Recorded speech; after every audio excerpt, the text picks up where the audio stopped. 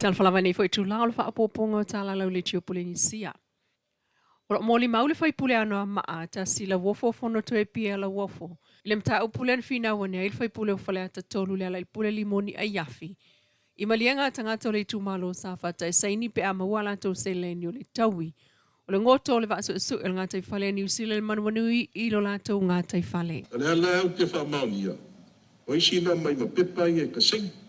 Mas whau puanga. Ona rafa mai nisi whai upole. O le pepare na mai maratu. Ai saini loa. Wa mutalo i e leto e Moses fisosata. O punga ala mai kongo le whianga. Inga nga mai fsini mai. O punga sa whau tua. O punga pule o tau.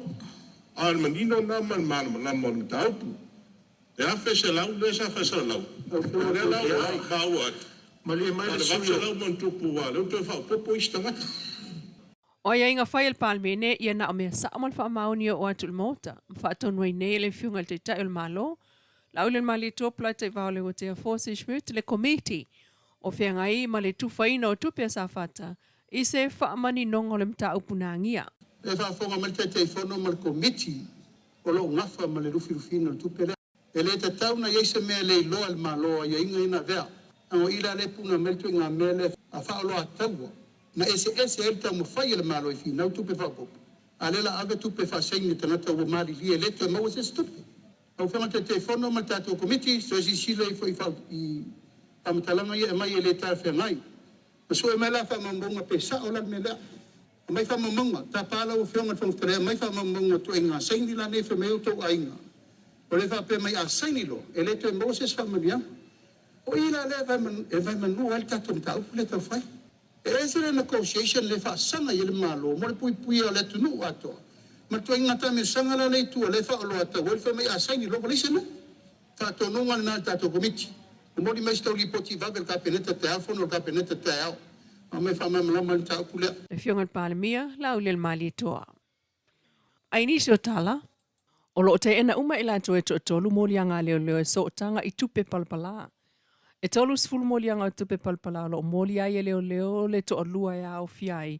Fred Oliver Jr. papali ima James tui sava i luu atua. Ma le tamai tai o Nakita, Annie, e tasilo na molianga o whainga whaala atua. O le mta upulen tato awa iau tuai le whaam sinonga whaitu malo i le son nafi. O le isi le vaenga o susu e ngai maa salomia i eisa so tanga il whaalavelave len tupu mai Vietnam. Peita il whaam sinonga whaitu malo i lumo le whaam sino le sunga pali i lala toa Rosella pali i. Na ia sau no le afa se ane ai molianga i o le money laundry. I le whaam sinonga maa walunga i le vai as fau. O i nā fo ia mawai le awa noa mō tāl sanga te tala. Mai lo ia a le tu te te. Whai malo matu mua Matthew Lem siam fui mono se fo aina u. Vanga na aina kita o lo tala i tua i lalo ai inga maasani ai. E pe o le tau fio pe pamalanga ma le saini lo fiso leo leo. Pe tai lo te ena e lato umanei mō lianga leo leo ma whaatulanga i le aso. O le whamsinonga i le sulfa i le aso sulvalo se tema lo o luono. O toi tu atu le sa lua se fulu iwo Iuni e wala wale mta upu. A se vaenga o li ilena tau fia mai leo leo i suenga. O le lanto polkalame say no to drugs. Leo lo whaanga solo i pea. O le amatanga o le vai asunei ilena wala wale mta upu. David Tumanu wao pole leo potasi. O leo sa whainga lea leo leo i potasi whale alili lwa vea leo songa fua i o natua. Na maua tuai David o moe. Ma fasi wha amo ai leo leo lea atali e au noa masona malama i se mafu anga. O le maota o le ainga lea na langa masaili peitai. O le tu noa mautu i tua maota e whai mawhale moe o le au whai ngā luenga. Na mawai le ato leisi tama o le au whai ngā luenga le pepa o fuala au whaasaina. O le whasia leo ma awhia ai fōlinga o David lea o lo langona ai le whaasea alo na ainga. Na tau fia whaatasia i leo David malona tama le fio ngā tū manuwa o pualele.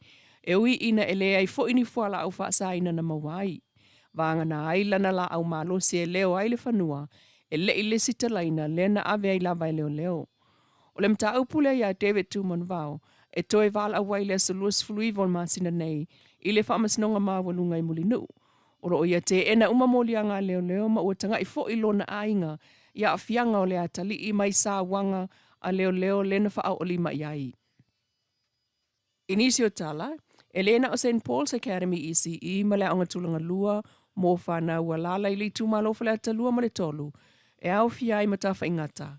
Ua fesosoani ma iai le ASI, Applied Scholastic International.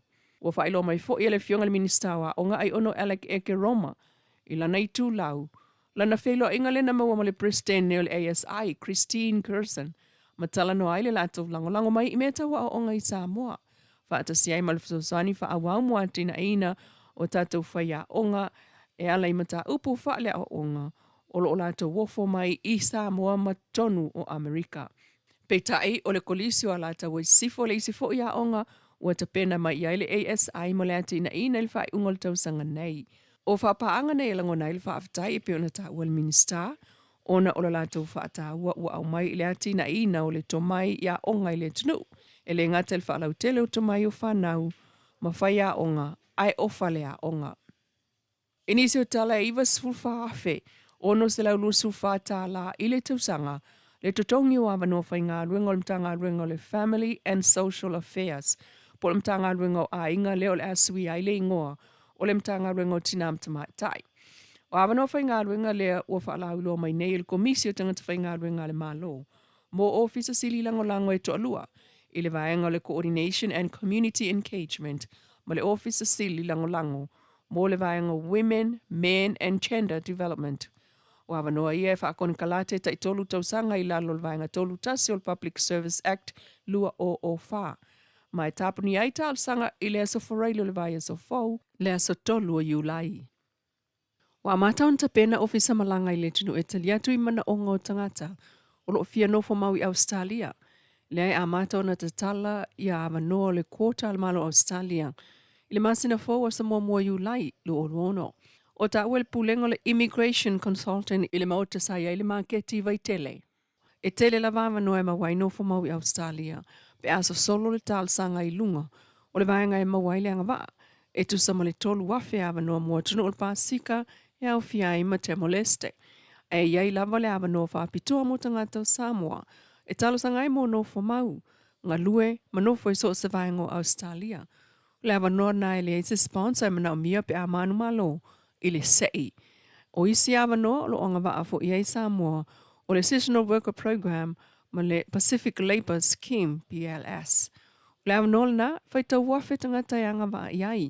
Sau noa le pulo le Immigration Consultant le sasunga la wafia Katie Mo Nanu i anga waa fo i tangata Samoa i talo sanga i lalo tamai whaapitua le uasilia le fitu sfuruafe tala Australia i le tausanga le totongi.